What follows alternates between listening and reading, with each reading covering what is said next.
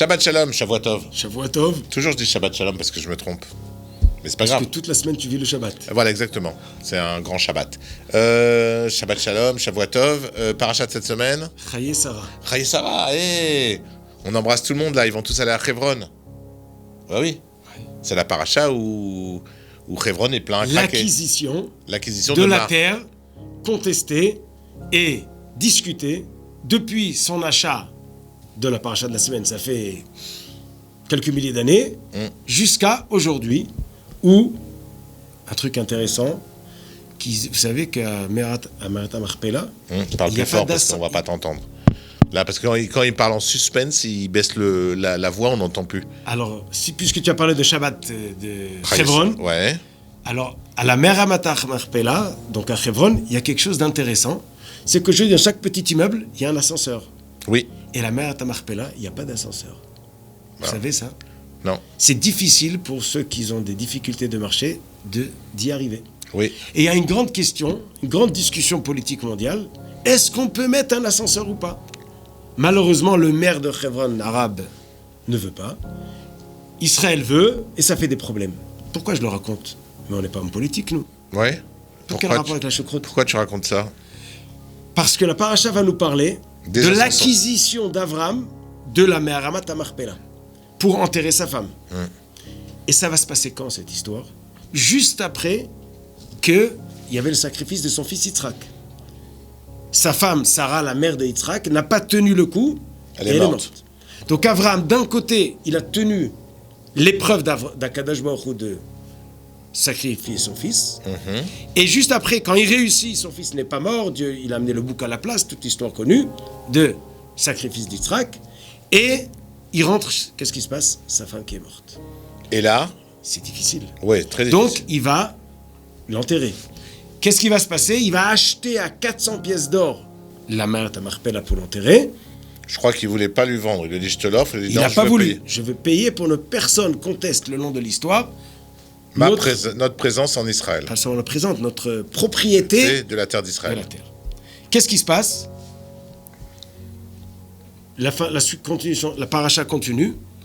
Et on va arriver à la fin de la paracha jusqu'à la mort de Ishmaël et la mort d'Avraham. Pardon, la mort d'Avraham et après la mort d'Ishmaël. Et il va se passer quelque chose d'intéressant avec Ishmaël. C'est que Ishmaël, à la Lévaïa de Avraham, donc qui est quelques dizaines d'années après l'histoire de la Merat HaMarpela, ils vont enterrer Avraham aussi à Hebron à la Merat HaMarpela. Et il y en a deux qui vont le porter. Yitzhak et Ishmaël. Qui c'est qui va être devant? La pasuk nous dit ça va être Yitzhak et Ishmaël. Elle nous dit la Torah, les Mefarshim nous expliquent que Ishmaël a accepté que Yitzhak était numéro 1 et lui numéro 2, même que lui était né le premier. Avant. Donc il accepte le droit d'aînesse. Le droit d'aînesse à Yitzhak, qui est le fils de la femme et non pas de la servante. À la fin de la paracha, on parlait de la mort de Ishmaël. C'est marqué Vayigva Vayamot. Le mot Vayigva, c'est un propos ou un mot qu'on utilise pour les tzadikim. C'est-à-dire qu'Ishmaël, avant de mourir, il a fait tchouva. Et il a été enterré à Merat HaMarpela? Non. Mais il a fait tchouva. Mais d'un autre côté, la question d'Ishmaël, c'est la question de la Merat HaMarpela. Que jusqu'à aujourd'hui, pour une question d'un petit ascenseur, on discute aujourd'hui avec ceux qui disent qu'ils sont eux les patrons et pas nous, et sur un petit ascenseur, une discussion. C'est la discussion de la question à qui appartient Merat HaMarpela. C'était il y a 4000 ans, et c'est jusqu'à aujourd'hui. Et pourtant, ça a été acheté. Ça a été acheté. Et il a insisté à Abraham pour l'acheter parce qu'il savait que 4000 ans plus tard, il allait avoir cette discussion. Et on a dit, il aurait pu acheter. Pourquoi il n'a pas acheté un terrain, Abraham? Abraham, il aurait pu acheter un terrain. Pourquoi il a acheté un kever? Parce que un terrain, d'accord, un champ de pamplemousse. Les autres auraient pu dire, le champ il est abandonné, il est en jachère, personne ne s'en occupe. Si personne ne s'en occupe, nous on le reprend, on le récupère pour nous. Alors qu'un kever, une tombe, il n'y a rien. Il y a des gens morts dedans et on doit le garder tel qu'il est et rester de toutes des générations après, 4000 ans après, c'est toujours à nous. Alors qu'un terrain, ils auraient pu dire, bah attends, au bout de 10 ans, nous, personne ne travaillait le terrain, personne ne s'en occupait, ben on l'a pris pour nous, quoi. Alors que là, personne ne peut dire on l'a pris pour nous, puisque c'était un kéver, c'était un tombeau. Tu as raison. Abraham, il a acheté devant tout le monde, au maire de la ville ou au patron. Et il a payé. Et il a dit, je veux la terre et la maison dedans pour un tombeau, tout est clair. Tout est clair et net dans la Torah. Et avec tout ça, et pas seulement ça, et que Ishmaël a accepté que Yitzhak était le numéro 1, Ishmaël a fait tchouva avant sa mort, mais de même qu'il a fait tchouva que avant sa mort.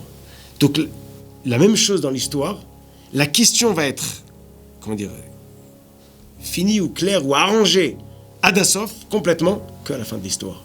Tout le long de l'histoire, c'est clair depuis le début, mais ça va s'arranger que à la fin de l'histoire. Et tu remarques. Et si il y a des milliers de gens qui vont Shabbat à Hebron, ouais. Chaye Sarah, pourquoi? Parce qu'ils veulent dire. Yitzhak était devant Ishmaël. Mais plus que ça, ils veulent dire, vous vous rappelez, Pachat Chaye Sarah, on l'a acheté. Et pourquoi ils doivent y aller? Parce que jusqu'à aujourd'hui, il y en a qui disent le contraire.